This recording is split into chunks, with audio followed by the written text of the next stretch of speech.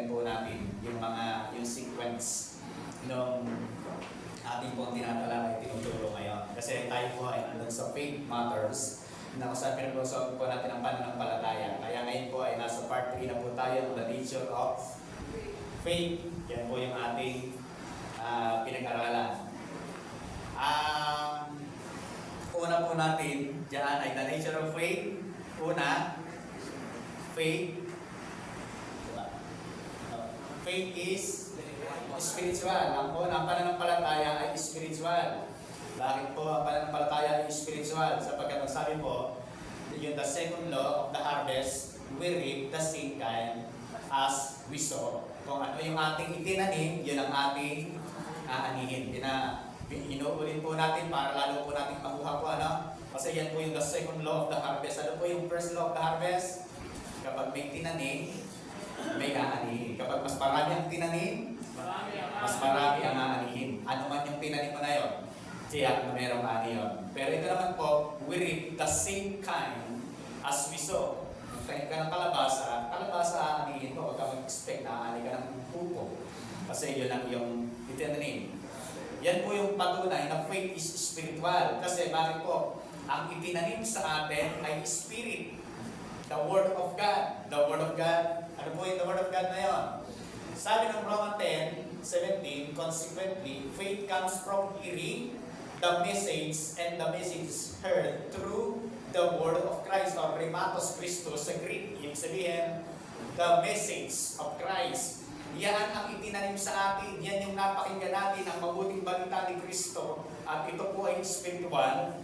Sapagkat ang sabi ng salita ng Diyos, the Spirit gives life, the flesh come for nothing. The word of I have spoken to you, they are full of the Spirit and life. Yung salita na aming tinuturo sa iyo ay full of the Spirit and life. Ibig sabihin, yung salita ng Diyos na ating narinig ay Spirit. Dahil ito ay Spirit, ito ay umani ng Spirit, yung Spirit ng ating pananampalataya. Nakuha po natin. So, tama yung the second law of the harvest. We reap the same kind as we sow. Kung ano yung tinanim, yun yung ating aanihin. Kaya meron tayong faith. Yung faith po natin, Spirit po yan. Kaya bakit naging Spirit? Yan po ay above the five senses. Ano po yung ating five senses? Una, sight, smell, taste, touch, hear. Above yung ating pananampalataya sa lima po na ito. Kasi hindi ka umaasa sa nakikita mo lang. Parang wala nang pag-asa sa nakikita ko. Parang may sakit pa rin ako sa nararamdaman mo. Hindi ka umaasa sa nararamdaman, kundi doon ka sa hindi nakikita. Yun yung faith. Tayo po ay nag-ooperate sa pananampalataya. Hindi ito natural sa isang tao. Hindi po natural sa isang tao na meron na siyang pananampalataya, mga kapatid. Sapagkat ang pananampalataya ay spiritual. Kailangan marinig mo muna ang Rhematos Christos, the message of Christ, bago dumating sa iyo yung pananampalataya. Kailangan meron kang marinig because faith comes from hearing, and hearing by the Word of God. At kapag ikaw ay meron pananampalataya, nag-ooperate ka ngayon doon sa bagay na hindi mo nakikita pero nananampalataya ka. Halimbawa, sabi ng Hebreo, now faith is the assurance. Yung pananampalataya po, sabi ng Hebreo, the assurance of things we hope for. Nananampalataya tayo sa bagay na tiyak na mangyayari. Inaasahan natin na tiyak na mangyayari. Sabi po na, divinely guaranteed. That guaranteed, ibig sabihin talagang mangyayari. The conviction of their reality. Ito po ay mangyayari na talagang totoo. Ang sabi ng Amplified Version po yung binabasa natin, faith comprehend as fact what cannot be experienced by the physical senses. Yan yung pananampalataya na mayroon po tayo. Naniniwala tayo sa mga bagay na hindi natin nakikita, pero inaangkin mo na. Hindi mo nakikita, parang totally magaling ka na, pero inaangkin mo na sa pangalan ng Panginoon Jesus, ako'y magaling na. Hindi mo pa totally nararanasan yung material na pagpapala, pero ine-expect mo, nananampalataya ka na hindi mangyayari, hindi dahil sa galit mo't husay mo, dahil kay Kristo. Yan po yung pananampalataya na mayroon tayo. At ito po pananampalatayang ito ay hindi po siya natural sa isang tao na hindi pa naboborn again. Sapagkat yung tao na hindi pa nakakakilala sa Panginoon, ang kalagayan po nila ay ito: spiritually dead, spiritually lost, spiritually blind, spiritually darkened and hardened, spiritually aloof. Yan yung kalagayan po ng mga tao na hindi pa nakakakilala sa Panginoon. Kaya wala po tayong hahanapin sa kanila na bakit ganun ang ginagawa nila, bakit ganito ang ginagawa nila, bakit hindi sila nananiwala ng ganito. Kasi nga po mga kapatid, yan ang kalagayan po nila. Maliban na makinig po sila ng mabuting balita ni Kristo, dadating yung pananampalataya at saka mababago na yung kanilang pananaw. Yan po yung sinasabi ng salita. When does faith begin? When does faith begin?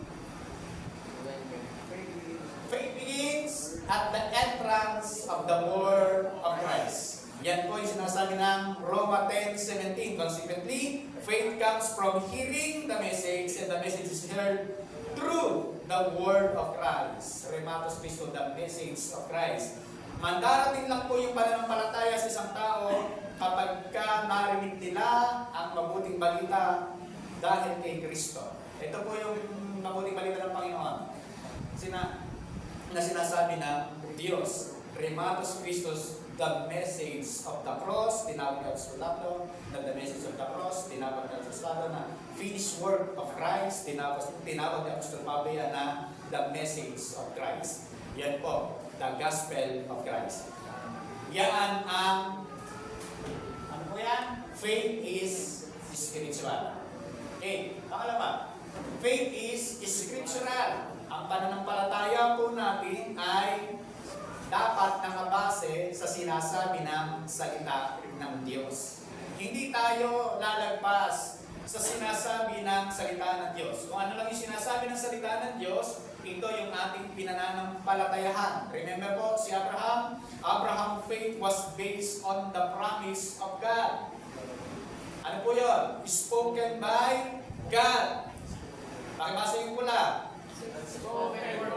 The spoken word of God. Yung pananampalataya ni Abraham nakabase sa pangako ng Diyos. Ano yung pangako ng Diyos sa kanya? Spoken by God. Sinalita ng Diyos. The spoken word of God. Kasi nung panahon ni Abraham, ala pa naman pong Biblia.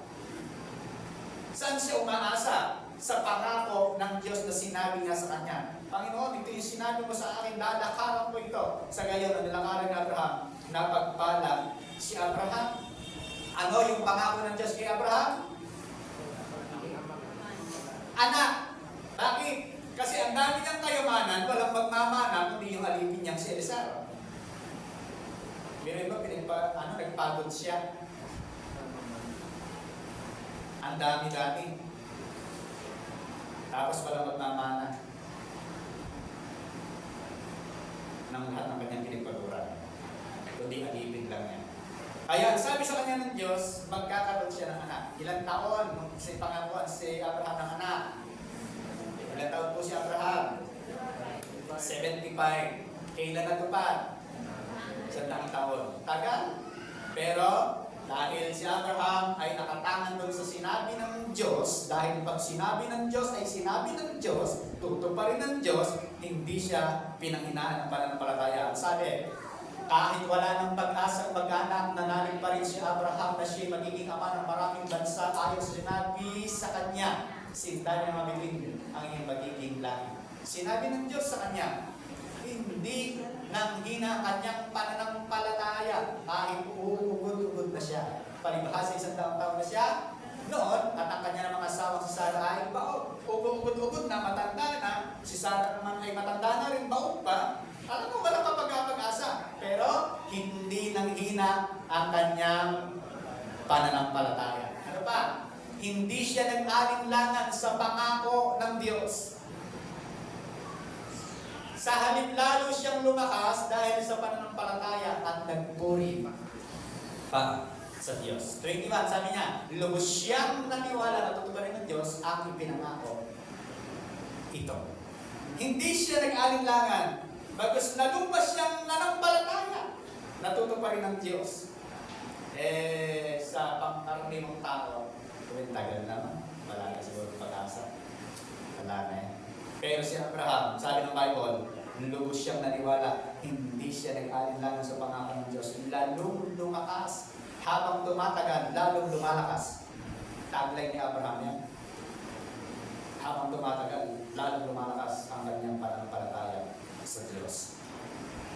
Mga kapatid, kung meron tayong pananampalataya sa Diyos, at yung pananampalataya po natin na ito, kailangan based on the promises of God written in the Scripture.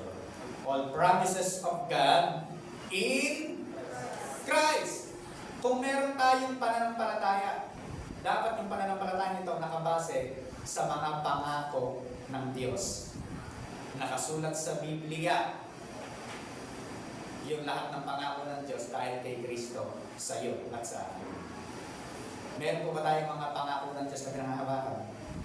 Pinatawagan ko yung music ministry. Meron po ba tayong pangako ng Diyos na pinangahawakan?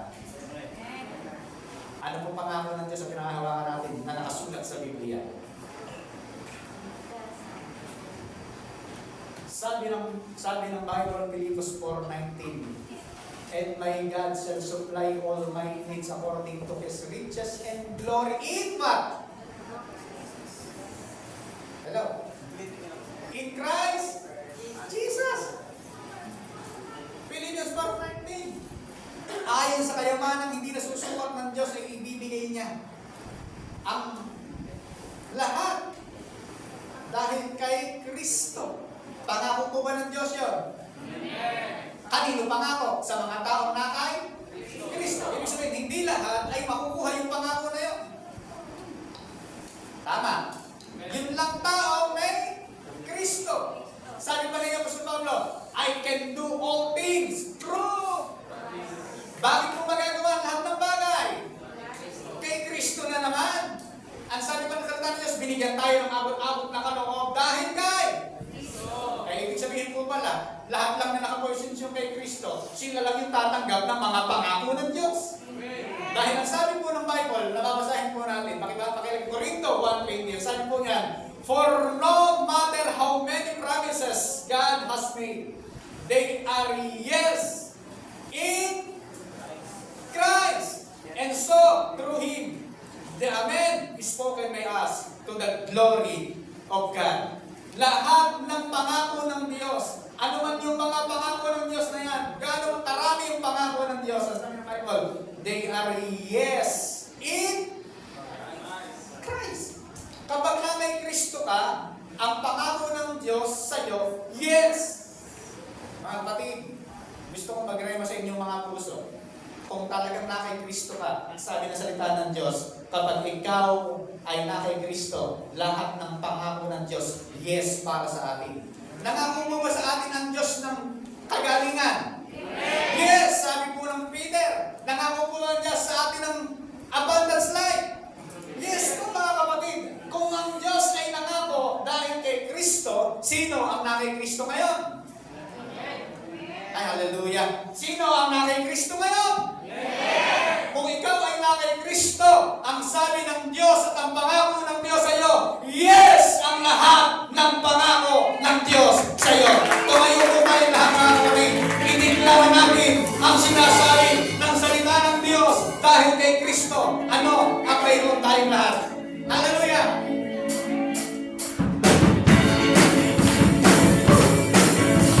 Purihin ka, O Diyos!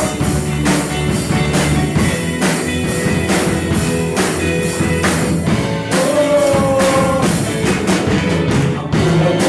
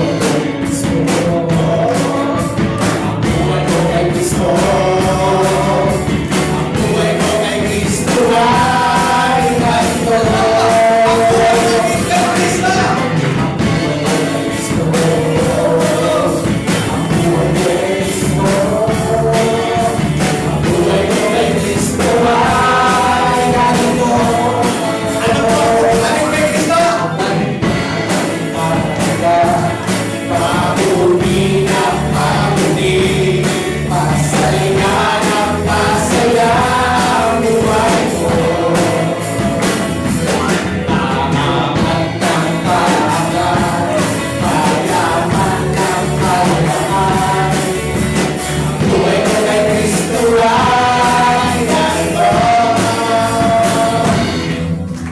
Mga kapatid, yan pa talaga ang buhay mo kay Kristo.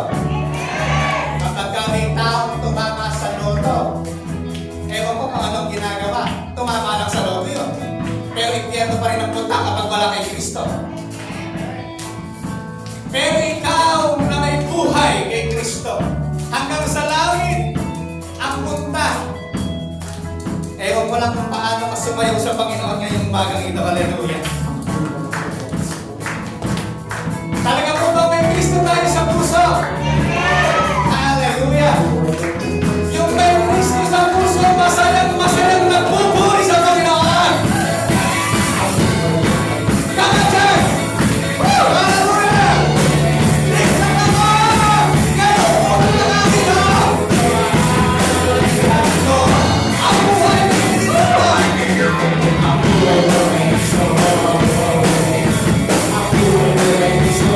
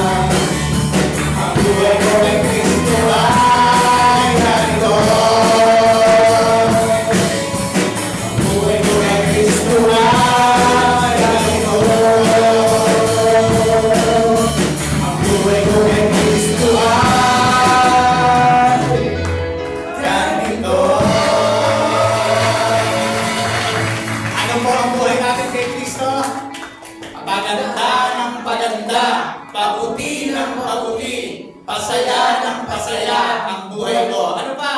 Paangat ng paangat, payaman ng payaman. Ang buhay ko kay Kristo ay ganito. Kailangan mo mga kapatid, nakikita ng tao ang buhay natin kay Kristo. Yung diniklara natin po na yan. Bakit po may Kristo tayo? Kumbinsido po ba tayo ng mga kapatid? May Kristo tayo sa buhay. Kung ano ang reklamo, problema ng mundo, hindi ko sinasabing wala tayong nararamdaman ng problema. Pero kung ano yung reaksyon ng mundo, hindi dapat natin reaksyon, mga kapatid. Sapagkat iba ang buhay natin kay Kristo. Palakpakan po natin ang ating Panginoon Jesus. Hallelujah! Hallelujah! Makapagod tayo sa presensya ng ating Panginoon. Salamat, Lord. Mga kapatid, are you blessed? Pwede na po tayo magsiuwian yan. Kapag ka yung buhay po natin, nakita natin, sabi po ng Bible, yung buhay natin kay Kristo. Ano po yung buhay natin kay Kristo? Yung buhay natin kay Kristo, kailangan nakabase sa sinasabi ng salita ng Diyos. Yung po bang sinasabi ng salita ng Diyos na ating idineklara kanina yung buhay natin kay Kristo, nakasulat pa sa salita ng Diyos yon. Nakasulat, papakita ko po sa inyo. Yan pong lahat na yan ay pangako ng Diyos. Ang sabi ng Panginoon, laging yes dahil kay Kristo. Laging yes and amen. Tingnan mo, yung amen, naka-capital letter. Ibig sabihin, pangalan po ni Kristo yan sa Revelation, yung salitang amen. Ibig sabihin talagang sigurado na yung buhay natin kay Kristo ay ito yung mangyayari sa atin kapag pinanampalatayaan po natin, mga kapatid. Pakikita ko po sa inyo. Una, We can only exercise faith on what is so very clear in the scripture. Ito po ba ay very clear sa salita ng Diyos na mababasa po natin? Amen. Salvation, healing, blessing, prosperity, victory. Nakikita po ba natin yan? Yan pong lahat po na yan, mga kapatid, ay ginawa ni Kristo sa ating pong buhay. Kumbinsido po ba tayo na yan po ay ginawa ng Panginoon sa atin? Salvation. Yung kaligtasan po natin, hindi maliligtas ka pa lang. Ligtas ka na kapag kaibig na kay Kristo. Sabi po na salita ng Diyos yan, pinananampalatayaan po ba natin yun? Yung kaligtasan po natin mga kapatid, hindi kagaya na sinasabi ng iba na tagapagturo na kailangan pagtrabahuhan mo yung kaligtasan mo para meron kang kaligtasan.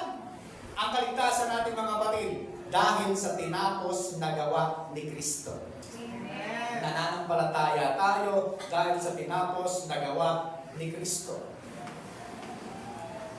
Kung may tinapos na gawa si Kristo at ang sabi niya it is finished, ano ba gagawin po natin?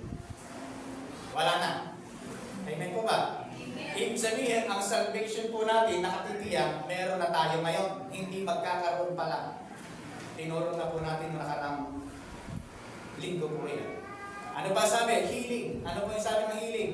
Kay Pedro, sa aklat ng 1 Peter, tayong lahat ay gumaling dahil sa latay ni Kristo. Kanino po nakapokus yung kagalingan natin? Kay Kristo na naman. Ibig sabihin, yung kagalingan natin, sigurado, yes, ang sagot ng Diyos dahil tayo ay na kay Kristo. Patuloy na pang hawakan natin. Huwag mong tindihin kung bakit parang sumasakit pa rin. Huwag kang mag-ooperate sa iyong nararamdaman. Mandaraya ang nararamdaman. Mag-ooperate ka rin sa sinasabi ng salita ng Diyos. Lahat naman tayo may nararamdaman. Pero kahit may nararamdaman, dinideklara natin, I can heal. Ikaw na nararamdaman, daman lumayas ka sa pangalan ng Panginoon Jesus. Inuutusan mo na lumayas sa pangalan ng Panginoon Kristo. Dahil ikaw ay pinagaling na ng Panginoon. Ano pa isa niyang blessing? Hindi pagpapalain pa lang. Ikaw ay pinagpala na ng Panginoon. Kaya tayo nakapagbibigay, pinagpala na tayo ng Diyos. Ano po yung ating pinananampalatayahan? Kung paano po si Abraham ay pinagpala ng Diyos at nang pinagpala siya ng Diyos, nag-tithe sa kay Melchizedek, yun po yung ating ginagaya. Bakit nakapag-tithe si Abraham? Dahil blessed na siya. Hindi siya nag-tithe para pagpalain siya. Hindi siya nag-tithe para pagpalain. Kaya siya nagbigay ng ikasampung bahagi. Bakit? Sapagkat siya ay blessed na. Pinagpala ng lubos ng Panginoon. At ang sabi ng salita ng Diyos, sobrang yaman ni Abraham. Sino nagbigay ng yaman? Ang Diyos. Wala pa rin pagmamalaki po si Abraham kasi siya ang Diyos pa rin ang nagbigay sa kanya ng pagpapala. Nagbigay man siya kay Melchizedek ng tithes niya, hindi pa rin sa kanya galing. Sa Diyos pa rin. Kaya wala totally naman siya talaga ibinigay. Binigay lang niya, binalik lang niya para sa Diyos. Kaya po mga kapatid, yung pagpapala natin, ginawa ni Kristo para sa atin. Kaya tayo nakapagbibigay sa gawain ng Panginoon dahil tayo ay pinagpala na ng Diyos. Kaya kapag ka po tayo ay nagtuturo ng tithes and offering, mas maganda po siguro sa cell group. Parang nang pagka nasa cell group, pwede siyang magtanong. Alam mo, mag-exert ka ng sasabihin mo yung bakit nagbibigay sa Panginoon.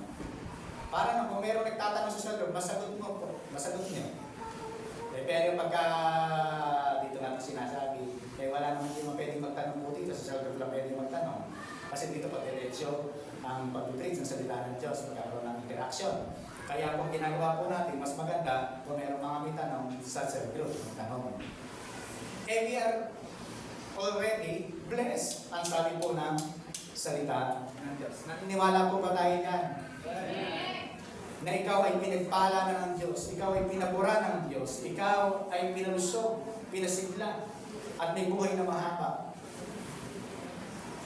Dahil sa Panginoon. Ano po yung meron pa? Prosperity. Yung po bang prosperity, sinabi ng salita ng Diyos.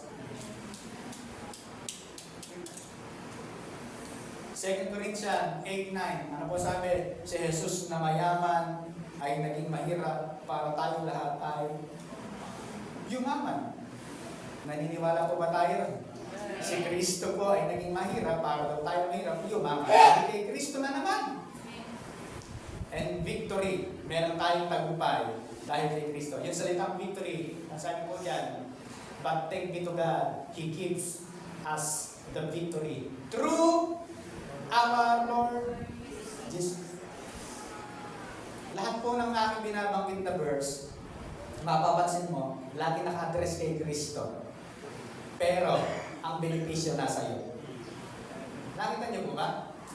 Laging kay Kristo naka-address, pero yung benepisyo ng ginawa, nasa atin.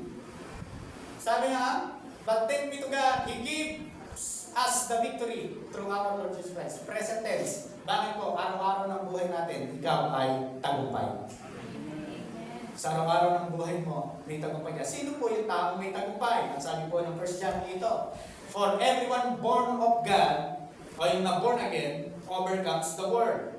This is the victory that overcomes the world, even our faith. Yung mga tao na naipanganak muli, na born again. Again, ang born again po ay hindi religion, ito ay relasyon sa Diyos. Kailangan ang tao ay makakilala sa Panginoon para maipanganak na muli. At ang kapanganak na muli ay gawa ng Diyos, hindi gawa ng pastor. Amen po ba? Everyone born of God, yung na born again, sila po yung nag-overcome sa mundong ito. Bakit? Sabi po niya, who is it that overcomes the world? Only the one who believes. Yun lamang na taong nanampalataya, sila lang ang nagtatagumpay sa mundong ito. Kaya kung pagka tayo ay nakay Kristo, tayo po ay may tagumpay. Sabi mo siyang tabi, tagumpay ka. Una, faith is. Pangalawa, and pangatlo, faith is miracle. Sino po naniniwala na kapag kami pananampalataya, may miracle? Sabi po yan, miracles only happen in the realm of faith. Kapag ka meron kang pananampalataya, merong himala. Bakit po? Kanino po ba galing ang pananampalataya bago may himala? Una, kanino galing ang pananampalataya? Sa Diyos. Kaya ibig sabihin, totoong may himala. Kasi yung pananampalataya ay galing sa Diyos. Tingnan po natin yung isang kwento sa Bible. Ito po. Ito po mga tao pong ito, mga disciple, ay lumapit sa Panginoon. Nagtanong sila. Sapagkat merong inaalihan ng demonyo, hindi mapalayas. Yung inaalihan ng demonyo. Yung mga disciple ay lumapit sa Panginoon at nagtanong. Then the disciple came to Jesus privately and said, why could we not cast it out?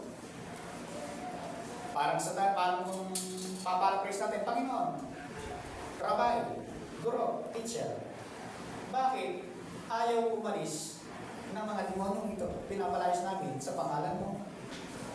Sabi niya, Jesus said to them, because of your unbelief, for assuredly, I say to you, if you have faith as mustard seed, you will say to this mountain, move from here to there, and it will be, and it will move, and nothing will be impossible for you. Sabi ng Panginoong Jesus, dahil kayo ay merong unbelief, hindi naniniwala. Dahil hindi kayo naniniwala, hindi mangyayari. Eh bakit sinasabi na nila, lumayas sa Panginoon ng Jesus? Ano ba hindi nila paniniwala? Nag-aalinlangan sila. Alam niyo po yung pag-aalinlangan, lulubog ka, Pedro. Pagka ikaw ay nag-aalinlangan. Si Pedro po ay nakalakad sa tubig. Ay bakit po lumubog? Natakot. Nag-aalinlangan. Nagsimulang mag-aalinlangan. Yan yung nangyari. Lumayas ka sa pangalan ng Jesus. Totoo na kayo maalis ka. Bakit ganito pa rin? Lumayas ka! Lumayas ka. Totoo kayo maalis ka. Lumayas ka! Ayan. Nakuha niya po yung sinasabi ng mga disciple. Nagtanong sila ngayon sa Panginoon, Lord, bakit ayaw umalis ng mga disciple? Sabi ng Panginoon, because of your unbelief. Dahil kung meron kasing laki lang ng butil ng mustasa, sasabihin mo sa bundok, pumunta ka ron, pupunta ka doon. Sabagat walang imposible sa tao nananampalataya. Meron po bang requirement si Jesus na malaking pananampalataya? Ibig sabihin, walang size ang pananampalataya.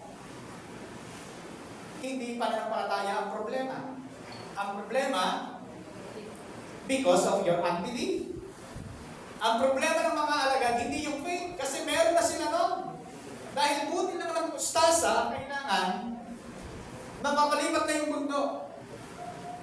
Pero, bakit hindi nangyari? Because of your unbelief. Nag-alinlangan sila sa kapangyarihan na meron sila. Kasi ang sabi ng salita ng Diyos ay ito. Jesus said to him, if you can believe, all things are possible to him.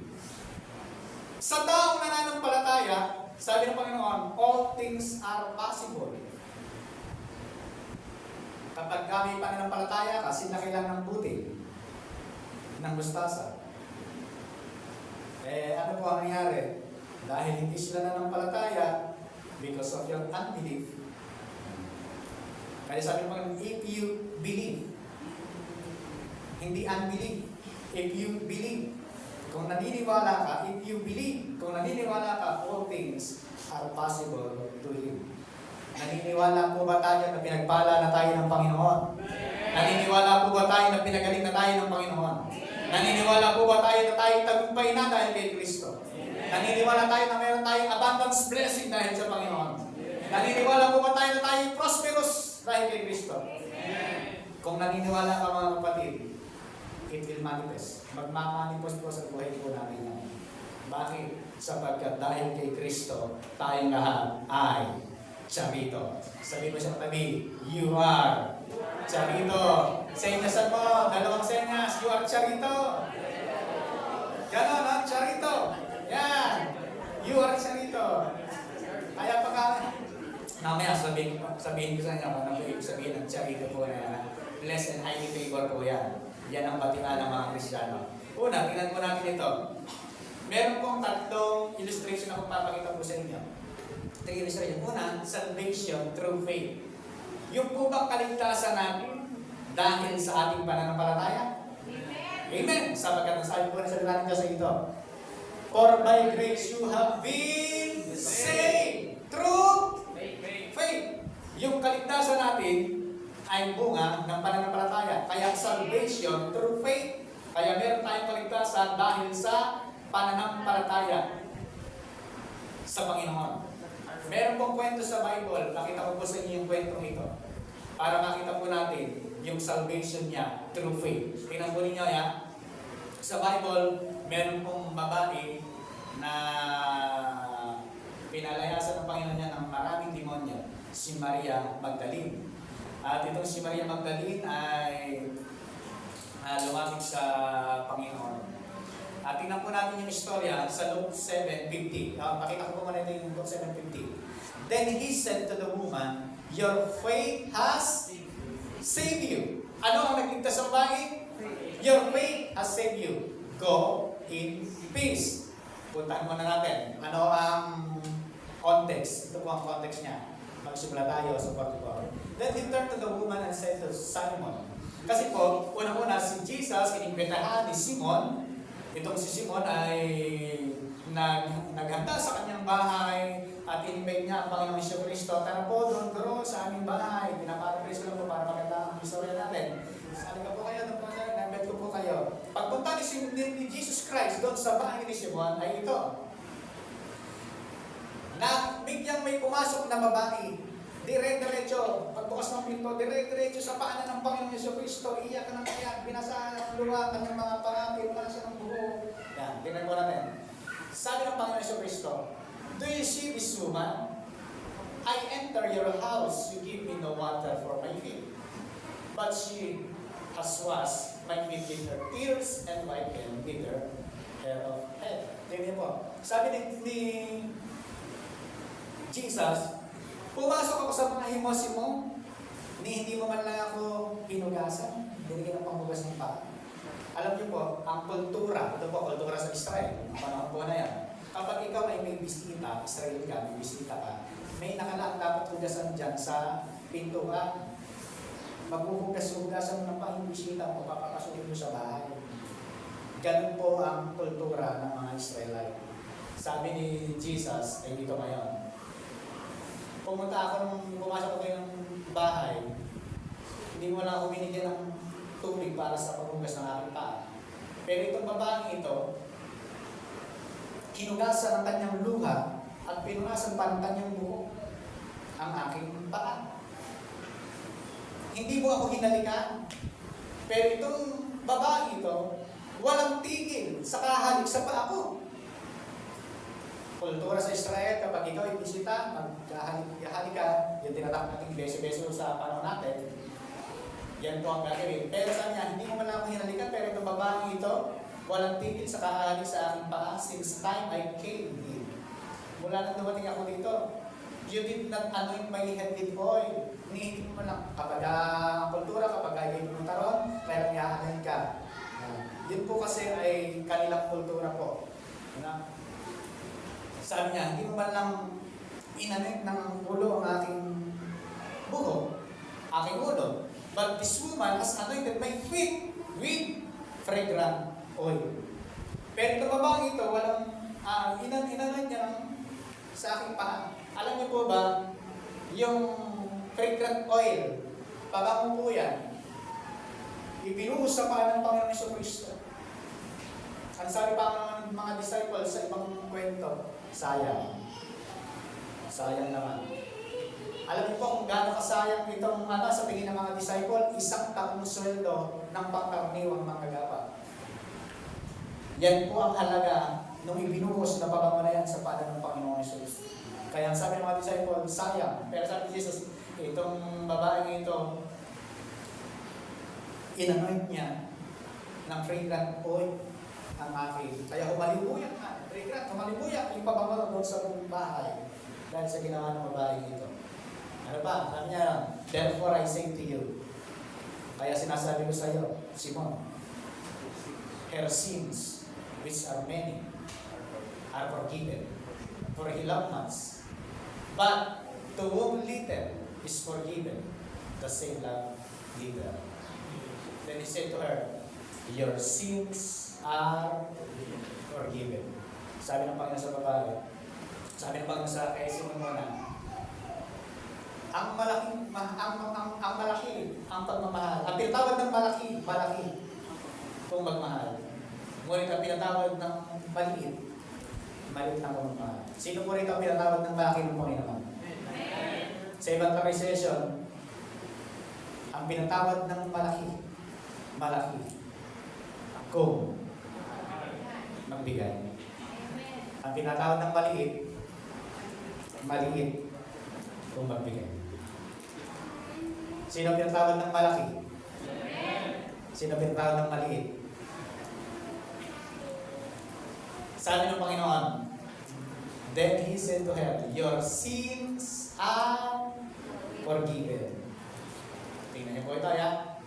And those who sat at the table with him began to say to themselves, who is this?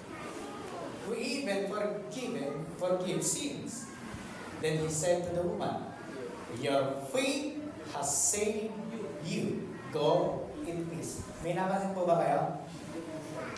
Ano po napansin niyo? Your faith has saved you. Go in peace. Not your work has saved you. Ano po ba ang ginawa ng babae? Pumasok sa pintuan, diretso sa paanan ng Panginoon, hinugasan ang kanyang luha, pinunasan ang kanyang buhok, pinasag ang pabango, binuhos. Pero ano sabi ni Jesucristo?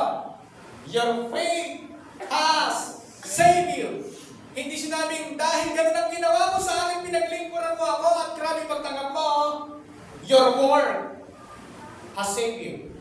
Amen. Ang sabi ng Panginoon, your faith, not your word.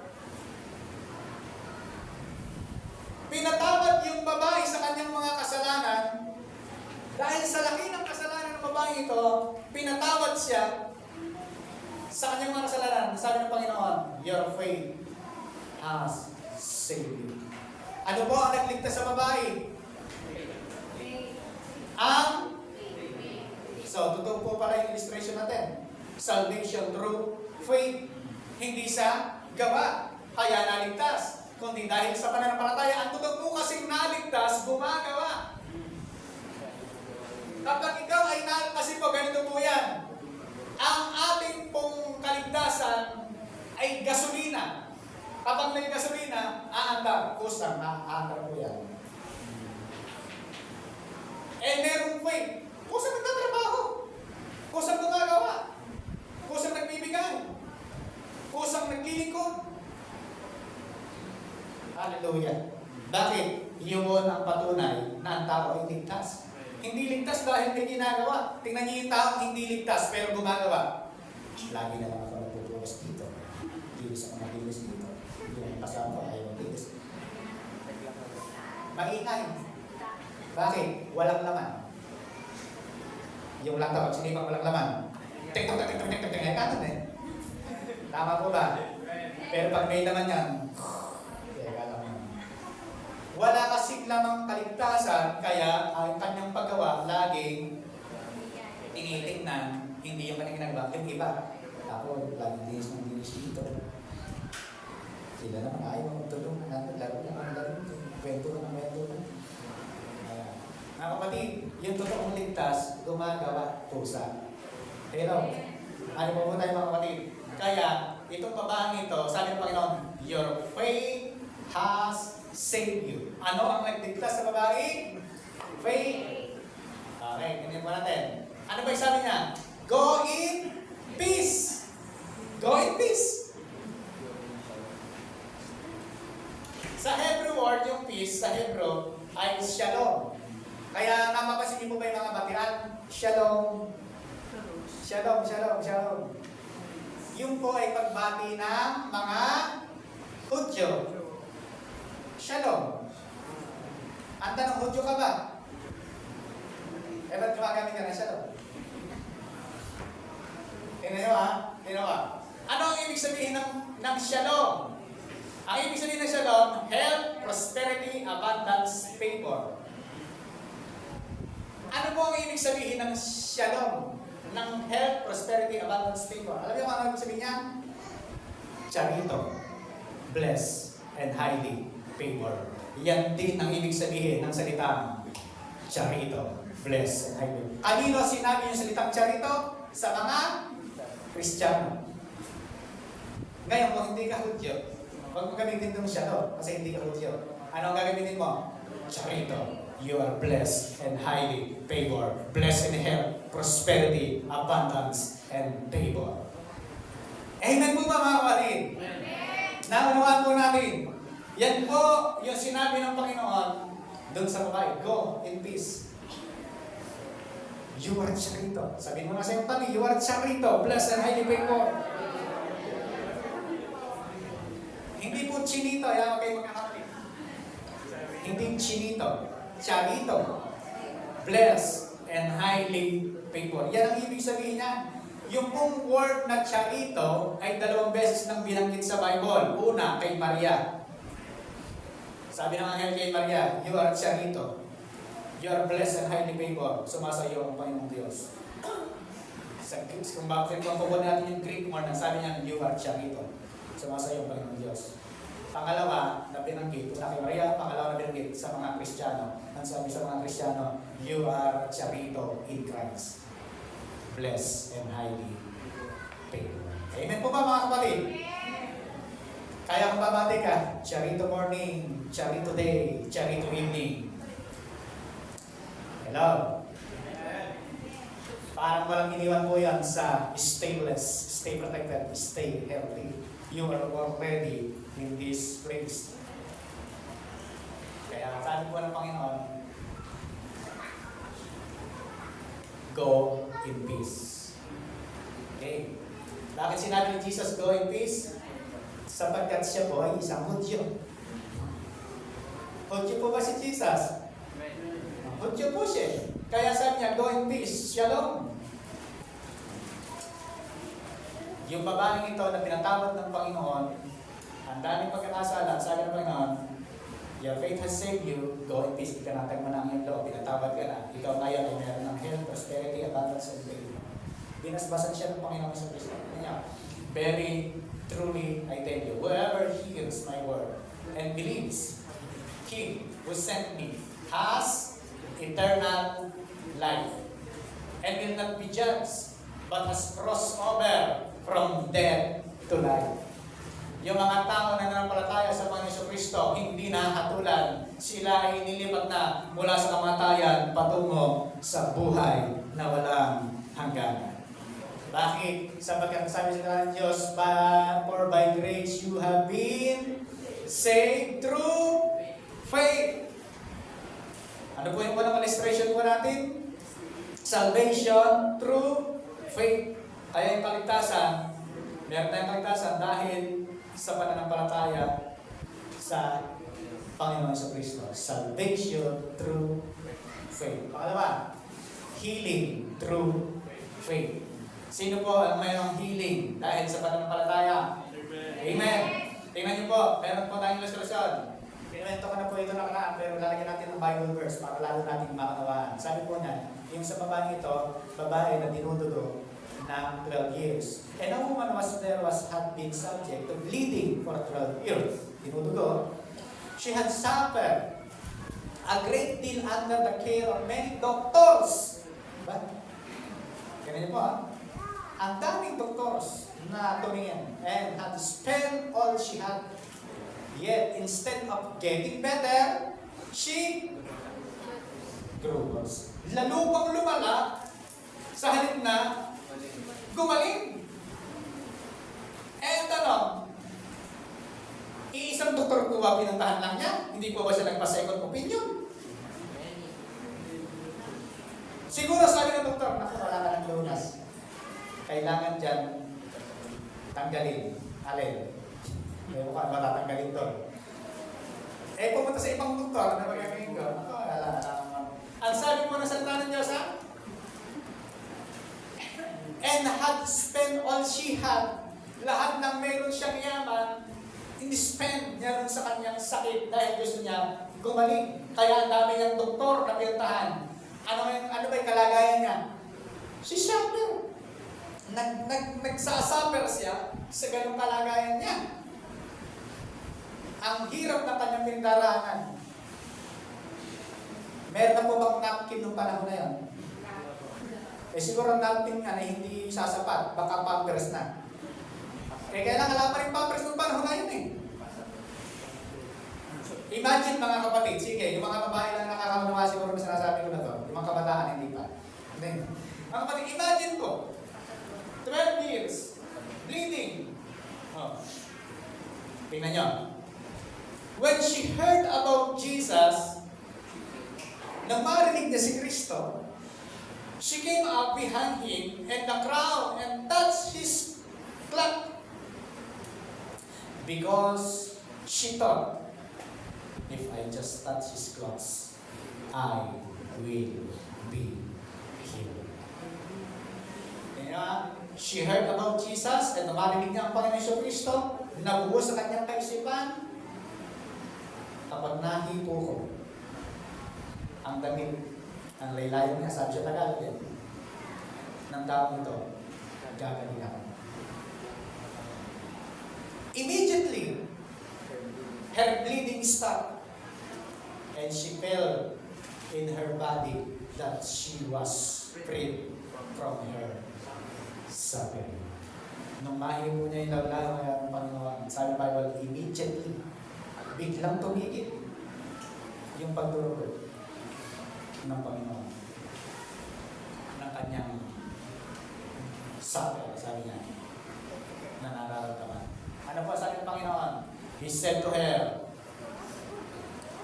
talong po tayo 34, He said to her, daughter, your faith has healed you.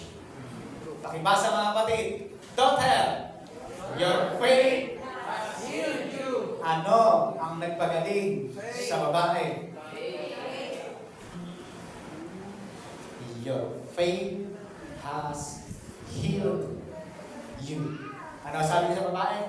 Go in peace. Oh, hallelujah. Kapatid, nagre-rema po ba sa inyo mga sinasabi na salita ng Diyos na ito? Hallelujah. Sa lahat na may sakit, karamdaman, I prophesy in the mighty name of Jesus. Receive your healing right now in Jesus' mighty name. Go in peace. Sabi na salita ng Diyos, you are charito, blessed, and highly favored. Everybody say, Amen! Tingnan po. Ano yung ating pangalawang illustration? Miracles through faith. Ang ating himala ng Diyos ay nandiyan sa pananampalataya. Tingnan nyo. Then Jesus said, ito po yung kwento nang namatay po si Lazaro. Then Jesus said, did I not tell you that if you believe, you will see the glory of God? Kapag nanampalataya ang tiwala ka, makikita mo ang kalulatian ng Diyos. So they took away the stone and then Jesus looked up and said, Father, I thank you that you have heard me. When he had said this, Jesus called in a loud voice, Lazarus, come out! Tinawag ng Panginoon si Lazarus. Nang tawagin ng Panginoon si Lazarus, ano ang nangyari kay Lazarus nang tawagin ng Panginoon si Lazarus? Nabuhay. Tingnan niyo po ha. Sabi ng mga Bible scholar, kung hindi pinangalanan na si Lazarus ay bumol, baka lahat ng patay doon bumangon. Kung hindi pinangalanan. Pero sabi ng Panginoon, Lazarus, come out! Bumangon si Lazarus. Na bumangon si Lazarus, libot ng tela at katawan. 4 na araw na pong patay. Mga kapatid, yung patay na, nabuhay pa. Ikaw buhay pa. Alam mga kapatid, yung patay na 4 na araw, nakalibing na nga eh. Nabuhay pa. Pero ikaw buhay pa. Mas malaki ang pag-asa, mas malaki ang pananampalataya na mayroon ka dahil ikaw ay buhay pa ngayon. Dahil buhay ka pa ngayon, ano man yung nararamdaman mo, ano man yung karamdaman mo, mga kapatid, salitaan mo lang, I am healed, I am blessed. Hallelujah. Kung mayroon kang nararamdaman kumikirit-kirit dyan sa pangalan is lumayas ka. Hallelujah. Mga kapatid, sabi ko, Lazarus come out. Then the dead man came out. His hand and feet from the street of linen and cloth around his face. Ano po nangyari sa patay na si Lazaro? Lumabas. Bakit? Miracles through faith. Okay. Sabi ng Panginoon dito, if you believe, all things are possible to him who believes. Sino po ang nananampalataya sa Panginoon? All things, hindi po some things. Hindi po iilan lang. Sabi ng Bible, all things. Pakibasa po sabay-sabay. All things are possible to him who believes. Ano requirements? If you can believe. If you can believe, all things are possible to him who believes. Ang tanong, can you believe? Sino pa nananampalataya? Amen. Yan ang tanong, can you believe? Amen. Yes, you can. Bakit? Because inside your born again spirit, you have the faith of God. Dahil kay Kristo, nang ikay makakilala sa Panginoon Kristo, ikaw ay na born again. And because inside your born-again spirit, you have the faith of God. Ano yung faith na requirements? It doesn't require a big faith. Just a mustard seed size of faith. Required po ba sa atin na gabuilding na pananampalataya? Hindi po.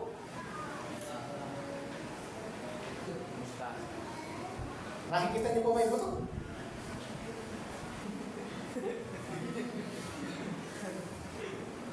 Kapatid, maliit lang na buto. Ang buto ng mustasa. Hindi ka hinahanapan ng Diyos na maliit ang pananampalataya, wala na mangyayari sa'yo. Hindi hinahanapan po ng Diyos ng ganon. Ang tanong ng Panginoon, naniniwala ka ba? Pedro, lalakad ka sa tubig. Halika dito.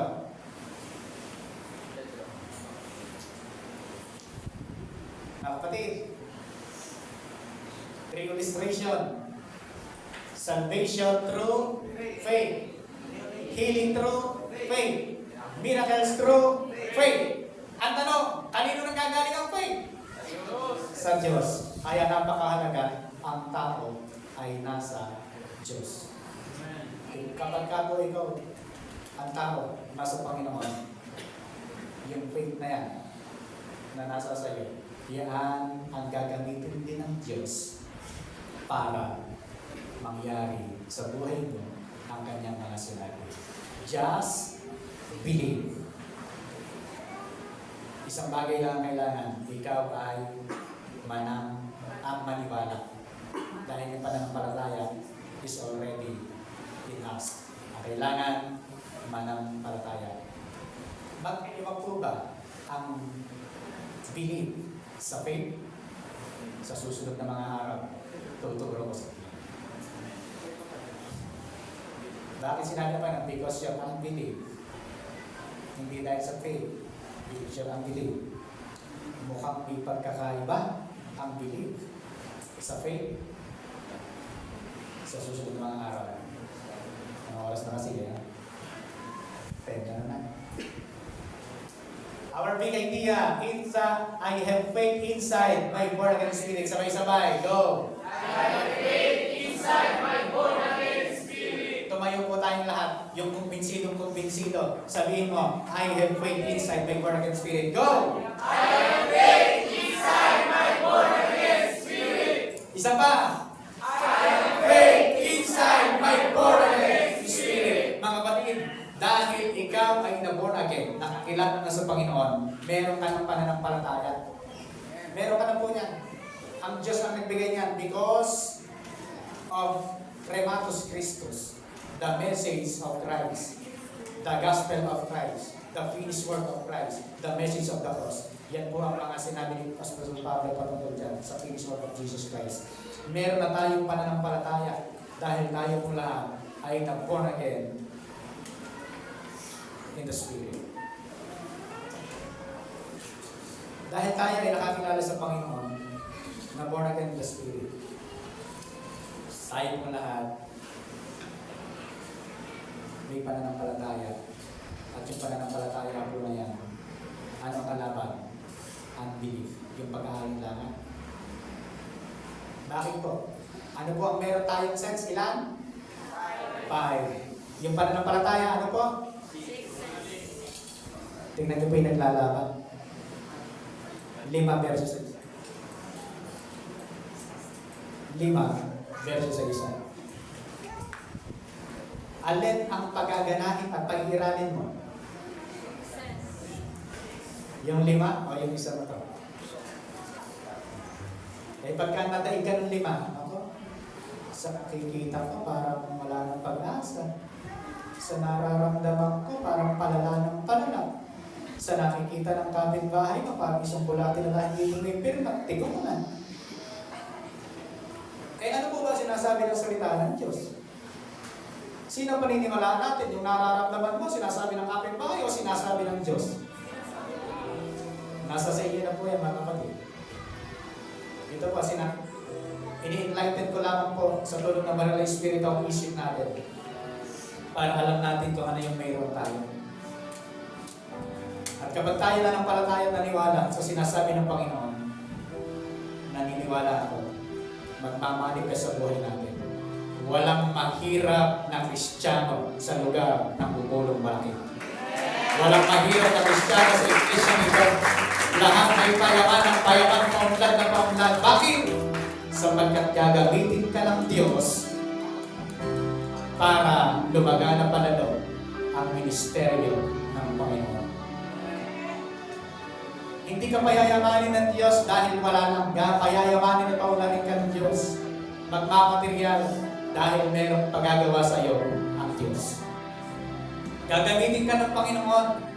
Hindi ka pagagalingin ng Diyos para wala lang. Kaya kapag gagaling at pinagaling ng Diyos, gagamitin ka ng Panginoon para mag-testimony, umayo na ang Diyos na sinasamba natin ay Diyos na buhay, makapangyarihan, kaya gumawa ng hinahan sa ating mga buhay. Walang mahirap sa ating Diyos. Kaya-kaya niyang gawin sa mga tao na nananampalataya at titiwala sa Kanya. Oh, hallelujah. Hallelujah.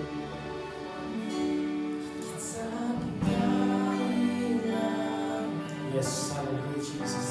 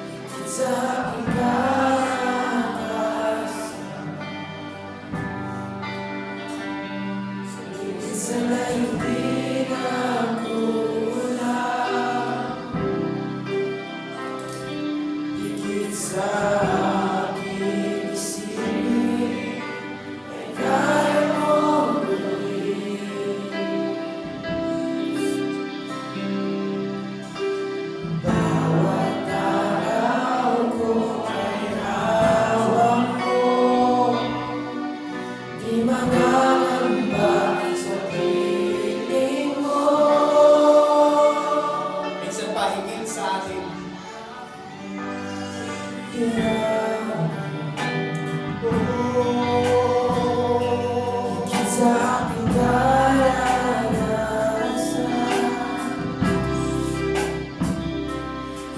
Kaya pag-ilos ng Diyos, higit pa sa kaya natin isip. Kaya ako ay kaya ng Diyos.